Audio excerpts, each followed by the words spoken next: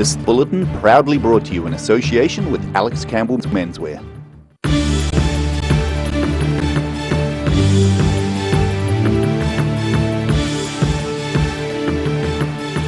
Tonight on The South Today, a suicide prevention organisation unfurls a scheme to help construction workers.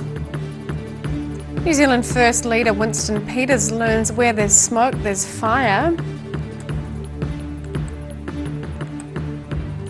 And is it a boat? Is it a caravan? Well, apparently it's both. This craft survives its first lake trials.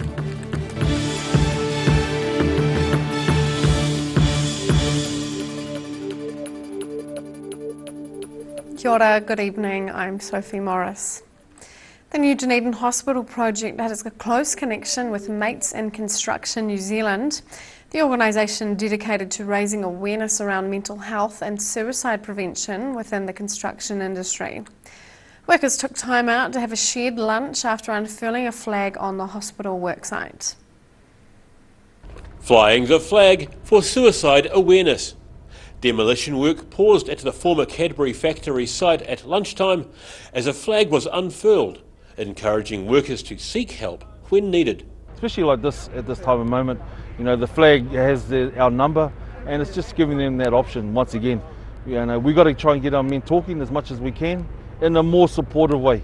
You know, if they're not talking to their mates, then hopefully they can talk to someone at Mates. Mates in Construction Field Officer Slade McFarlane says although the number of people taking their own lives has dropped, men are still overrepresented in the figures. You know, when you look at the numbers of 471 versus 183, that's men versus women, we're 3 to 1. But then when you take it in a calendar year, when there's 365 days of the year, well, you do the maths, that's pretty much 1.5 people or men each day. In July, the Provincial Growth Fund promised nearly $2 million to help establish a construction industry jobs hub in Dunedin, and the result is Workforce Central Dunedin, who are providing and upskilling workers on the site.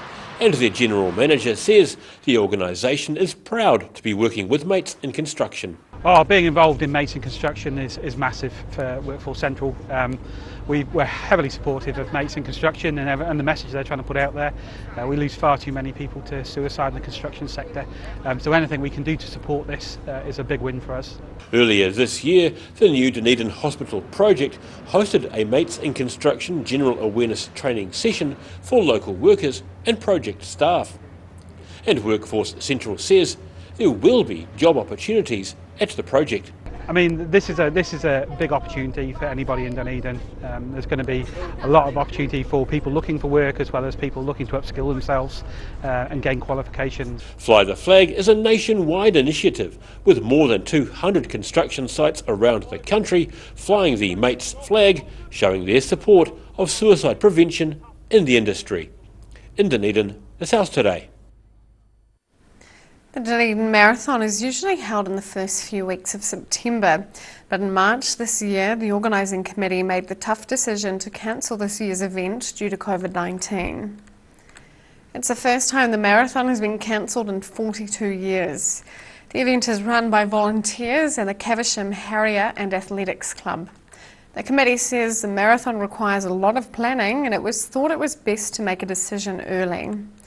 If they had decided to go ahead, with the city currently still in Alert Level 2, the event would have been cancelled.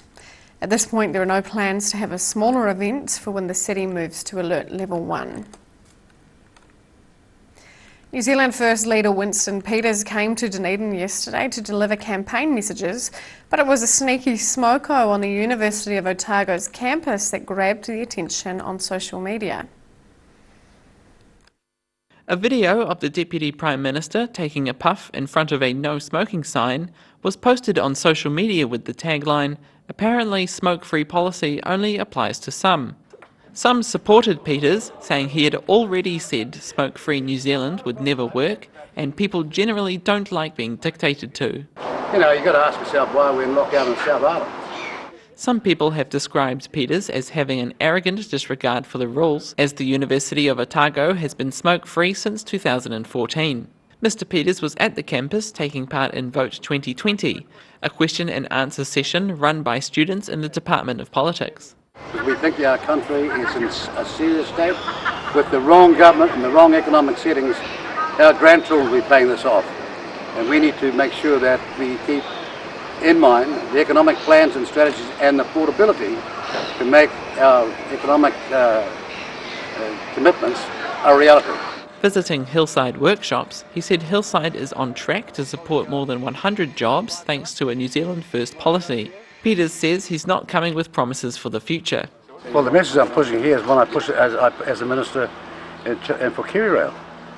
I'm not coming here promising somebody something. I've already done it. Okay. This has had a $20 million injection in here, Yeah. and when we bring in phase 2 and phase 3, we'll take this workforce to 125 and more, while I get it back doing what it used to do in a modern context. Facing media in the Octagon, Peters said Labour leader Jacinda Ardern's promise to make Matariki a public holiday if re-elected is poorly timed when the country needed to be focused on returning to work. COVID-19 has been an event that has caused us to seriously focus with our eyes wide open on what our best assets are. They are on exporting, they are on manufacturing at home if we can, they are on import substitution, all the things that one party's argued for a long time. Dunedin was one of the many stops for the New Zealand First Roadshow that is Winston Peters. In Otipoti, Dunedin, The South Today. Police are hunting a pickaxe-wielding man who shoulder-charged a man in the Dunedin suburb of Leith Valley yesterday morning. Acting Senior Sergeant Anthony Bond says police were called at 2 p.m. after a man was seen walking around with a pickaxe on Woodhall Street. After shoulder-charging a man, he swung the pickaxe around. Police searched the area but failed to find him and say their inquiries are ongoing. A cross between a caravan and boat was given its first trial launch at Lake Waihola. Named Wairua, the watercraft is believed to be a novel design in New Zealand. Is it a boat or is it a caravan? This almost 10-metre long aluminium vessel had its maiden launch at Lake Waihola on Saturday. We're now going to pay homage to Poseidon, Greek god of the sea. We implore you in your graciousness to take unto your records and recollection this worthy vessel hereafter and for all time, known as Wairua, guarding her with your mighty arm and trident and ensuring her safe and rapid passage throughout her journeys within your realm. The floating holiday home has been 14 years in the planning for boat builder Adrian Rongan and was put together at Payne's Aluminium in Mosgiel. And all my friends, Doug and Tracy in particular, who put me up for, put up with me, for the time it was being built. Thanks very much for your hospitality, it's appreciated. And to all the rest of my friends, thanks very much for coming out. Let's get it in the water. The vessel has 4 berths, including a queen-size bed, a shower and toilet. And to qualify as a road vehicle, the weight was kept under 3.5 tonnes. Designed to sail on 2 keels, the craft is very stable, but limited to sailing on days when there's not too much wind. Wairua!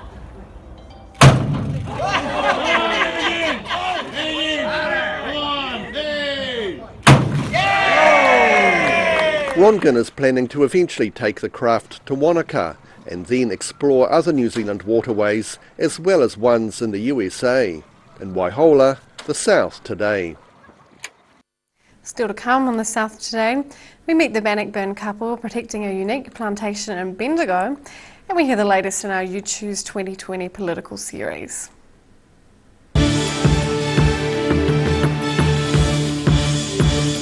Hi, Alec Campbell Menswear. We're back in George Street on the corner of Hanover Street. Come and check out our big store. It's a big space full of bargains. Now look at these shirts. There's shirts for everybody here. Look at these merino pullovers, stacks of moleskins, literally tons of trousers. Check out these big racks of sports jackets. Beautiful. Every reason, every season, we're proud to dress the region. Alex Campbell Menswear, it fits. So come and check out Alec Campbell Menswear. We're back on George Street in the old ANZ building. You've seen us in the street, now find us online. Check out shopon.org.nz. We have all sorts of treasures, from retro and vintage clothing to antiques, homewares and accessories. New items added every week. We're open 24/7. All new episodes of Put Some Colour in Your Life are now screening on Channel 39. Take a look at Australian artists and the techniques they use in their studio. Put Some Colour in Your Life, Tuesdays, 7:30.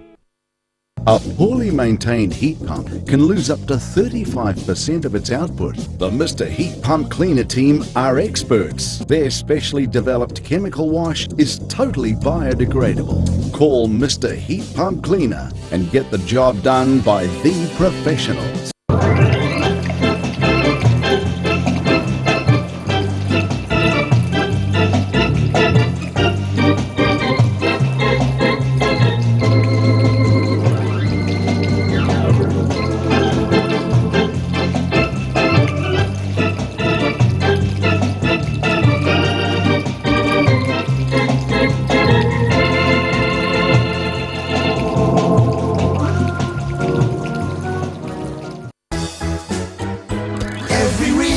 Every season, we're proud to dress the region. Alex Campbell Menswear, it fits. If you're at risk of developing melanoma skin cancer, you owe it to yourself to have a mole map. Mole map is coming to your area. Phone today to make an appointment. It could save your life.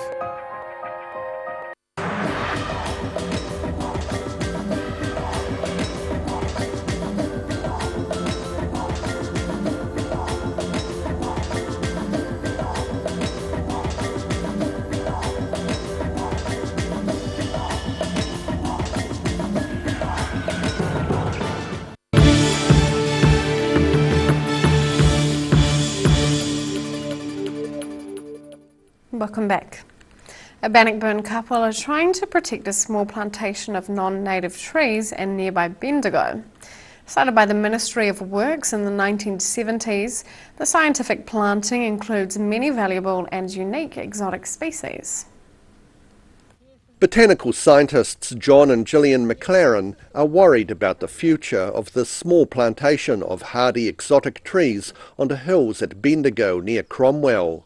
Including eucalypts, wattles, saltbush and mountain mahogany, these were first planted here in 1972 as a scientific trial to identify hardy trees suitable for planting elsewhere in New Zealand. There are eucalyptus and wattles in here that are really interesting because they have survived all those years without any irrigation and they've had a pretty tough time looking straight at the mountains around here and the wind. Many of the trees are probably the only examples of their species in the country, and the couple, who are well known for their work developing apple and apricot varieties, say these tree species, many of which are nitrogen fixing, are too valuable to be ignored. Some of them are very suitable for shelter. They're leguminous plants, particularly not the eucalyptus but the acacias, which means that they can be planted right up to the edge of horticultural crops. They need a bit of trimming at their early age, but they are very symbiotic with horticultural crops. Part of the scientific planting has already been bowled over to make way for a vineyard, and the couple have failed in getting a QE2 covenant to protect what remains. They say they're running out of options to save the unique species. We are very close to the dock reserve and of course the dock are not interested in it because it's not native. There's nobody to carry it on. Whether we could get some local interest in it, we should. I think we might get some backing if we can publicise it a bit more. Fossil evidence shows eucalypts were once native to New Zealand 23 million years ago, when the world was warmer and forests extended all the way to the Antarctic and Arctic regions. In Bendigo, the South Today. Over the past few weeks, we've brought you instalments from our You Choose 2020 series so you can be better informed on both local and national political discussions. In this instalment, we asked people on the street about the upcoming referendum. Are you enrolled to vote? I am enrolled to vote, yep, have always been. Yes, I am. Yep. Yes, I am. I am. I am. Yes, at my current address. Yes, I am. Do you know which electorate you're enrolled in? I am in Dunedin electorate, yeah. Yeah. No, I'm at home. Are you? Yeah, I'm actually not sure. I am enrolled to vote in Banks Peninsula. North Dunedin, I believe, yeah. In the orange one? Sorry. I think it's the orange. Yeah, I actually changed mine from Invercargill to Otago. So I used to live in Invercargill. Because Dunedin's now Tyree and Dunedin North or Dunedin. Forgive me, you're telling me that Clare's old electorate has been reconfigured. So I'm actually shocked and embarrassed to have to admit that I didn't really realize what was going on between Dunedin South and Tyree. Have you been following politics in regards to making an informed decision on candidates, local candidates or political parties? A little bit, yeah. Yeah, a little bit. Not heaps in the last few months, but yeah, a little bit's been on my radar. It's quite hard not to be informed of the candidates when it's everywhere. So it is quite a selection, quite a choice. So it'll be good. Are you aware of the two questions or the two themes that will be being asked in the referendum questions this year? Yep, I got those little pamphlets, the end of life one and the, I can't remember the other one, but it's sitting on my desk at home. What's it, pro-life? Well, the life bill and the weed bill, yeah. Personal growth and... oh wait. Well, one of them, the cannabis, didn't know the other one. Oh, pro-life stuff, yeah. Nah. Legalisation of cannabis and end-of-life acceptance are the two bills. I think it's to do with the cannabis. So it's not the medicinal one, it's for the everyday use one. Yeah, I've got to think about that one. And have you formulated some ideas on how you may vote on the referenda? No, I was just going to kind of do what morally I stood by, but I don't know. Politically, yeah. Not 100% on either of them yet. I had to do a little bit more diving, I guess, before the actual referendums. So issues like euthanasia and marijuana, decriminalisation, legalisation, they're important to me. I'd probably have a proper look at the detail before deciding finally. Grandparents who had a pretty rough time when they were dying and don't really want to see anyone else they love go through that. And also, from a cannabis perspective, I work in public health, so it makes a lot of sense to turn it into a health issue and get it out of the criminal justice system. Have an idea of how you're going to vote come the referendum? Yeah, you want me to tell you? I definitely think I'm going to vote yes for both the legalisation and the end of life. Yeah, definitely. Yeah, definitely yes on both. I'm a big supporter of the legalisation of that, with tight controls, of course. Yep. After the break on the South Today, Judith Collins visits Rangiora as part of a busy campaign trail, and we check out tomorrow's weather.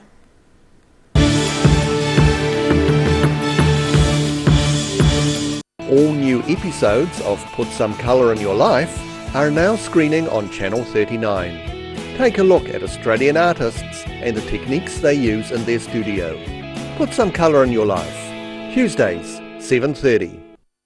Step into Shop on Carol and discover a shop full of treasures. We have a fantastic range of vintage and retro clothes, upmarket clothing labels, collectible items, beautiful jewellery, quality linen and the best range of vintage haberdashery. A poorly maintained heat pump can lose up to 35% of its output. The Mr. Heat Pump Cleaner team are experts. Their specially developed chemical wash is totally biodegradable. Call Mr. Heat Pump Cleaner and get the job done by the professionals. Every reason, every season, we're proud to dress the region. Alex Campbell Menswear, it fits.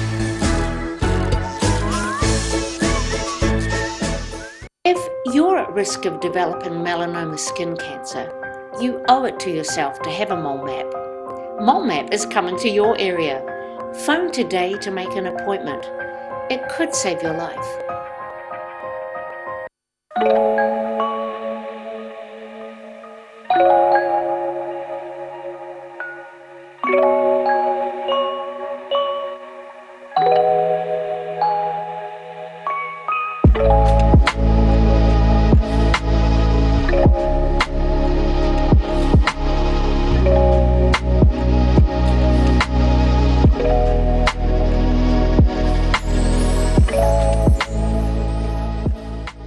Hi, Alec Campbell Menswear. We're back in George Street on the corner of Hanover Street.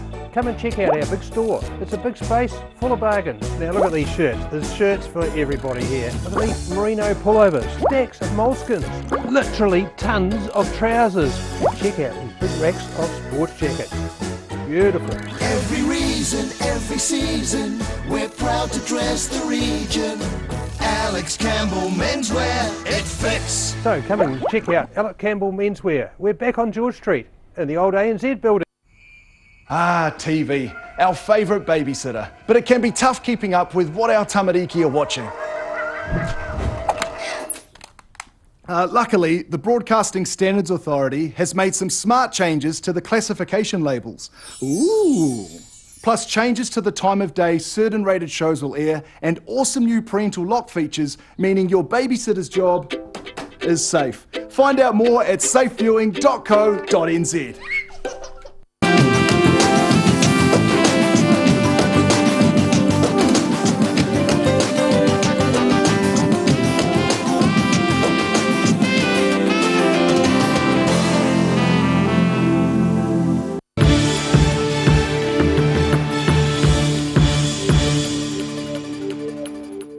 Welcome back.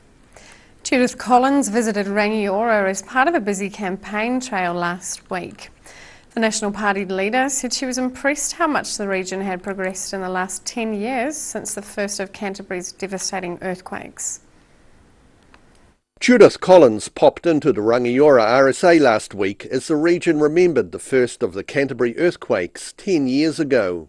The National Party leader says she feels for Cantabrians who have been hit with various crises over the last decade. I know that it's had a huge effect on people's lives, mental health actually, physical health, and also on what people thought they'd be doing 10 years after. Collins says she's impressed with how much North Canterbury has grown in business and population over the decade since the last earthquake. Yeah, well, every time I've come here in the last few years supporting Matt Ducey, our excellent MP in Waimakariri, is just how much North Canterbury has grown, and obviously it's grown from people choosing to live here as opposed to in Christchurch, but I think also it's actually got so much local industry and not only agricultural pastoral area but also local engineering and other businesses here. So I actually think, strangely enough too, with the roading that we're so good at getting built under national governments, that's all helped as well.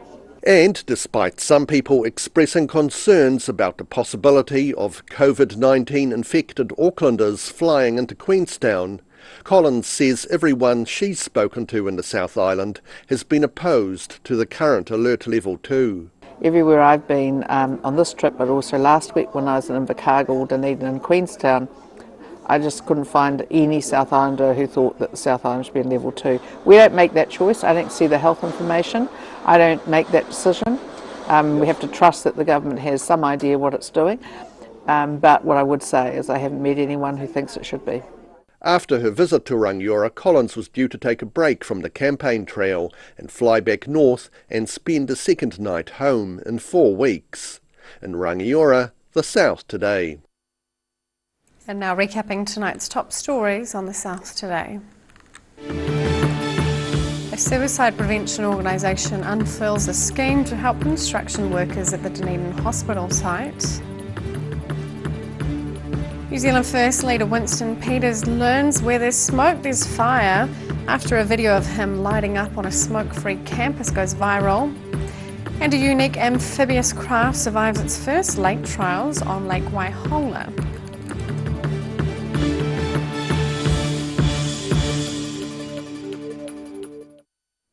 And time now for a look at what's happening in tomorrow's ODT. Welcome, Barry.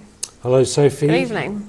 Southern District Health Board had a meeting today and they revealed plans for managed isolation of sports teams in Queenstown. That follows, of course, a big move there from Mayor Jim Bolt, who was excited about the prospect. So it looks like some moves are afoot along that in that direction. Right. They also discussed at the meeting general plans for managing a COVID outbreak in the south, should it occur. Nearly 9 years after causing a fatal crash, a man has smashed his $250,000 sports car in Mosgiel, a court has heard. So we have a report on that. Breaking news this afternoon for people had a narrow escape after a boat capsized at Taree Mouth this afternoon. Our team was out there having a look at that. And a gang member whose attack led to the death of a Dunedin man will be released from prison this week. The victim's family are moving north to the North Island for fear that they will bump into him in Dunedin. So it's a sad story there. Okay, well, That's us. thank you, Barry. Thank you. All of that and more in tomorrow's ODT. And time now for a look at the weather. Tonight's weather proudly brought to you by Mole Map. Beginning with the southern view, construction flags flying over the Dunedin Hospital site. Looking at the situation, the strong westerly airflow will bring some rain tomorrow as winds tend colder southwesterly during the day.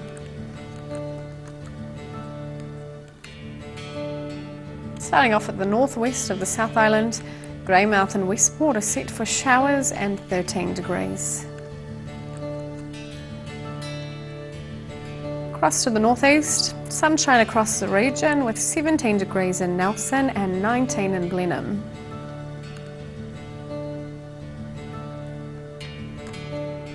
Moving to Canterbury, sunshine and 16 degrees for Kaikoura, 18 for Christchurch and some clouds and 18 in Ashburton.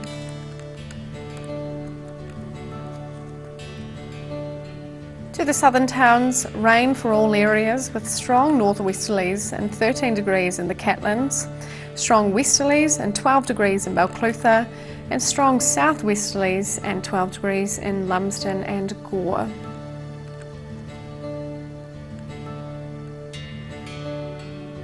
To central Otago, strong southwesterlies and rain across the region with 14 degrees in Queenstown, Wanaka and Alexandra, and 12 degrees in Te Anau.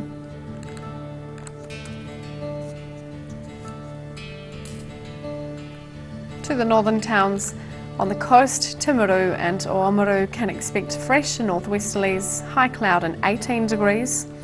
Inland, Twizel and Omarama can expect strong northwesterlies, rain later in the day and 16 degrees.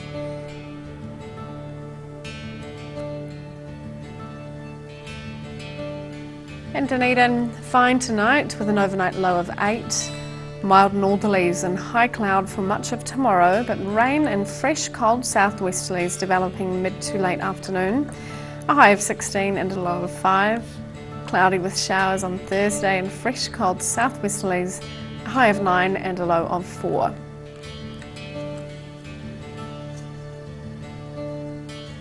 And in Invercargill, showers tonight with strong westerlies. An overnight low of 9, showers turning to rain tomorrow with strong northwesterlies at first, then colder southwesterlies later, a high of 13 and a low of 5. Cloudy with showers on Thursday and fresh, very cold southwesterlies, a high of 8 and a low of 3.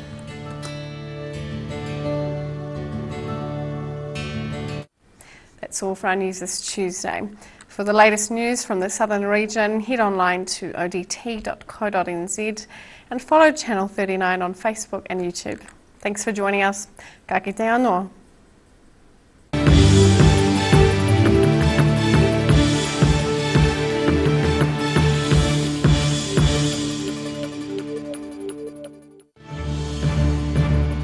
This bulletin proudly brought to you in association with Alex Campbell's Menswear. Supporting local content so you can see more of New Zealand on air.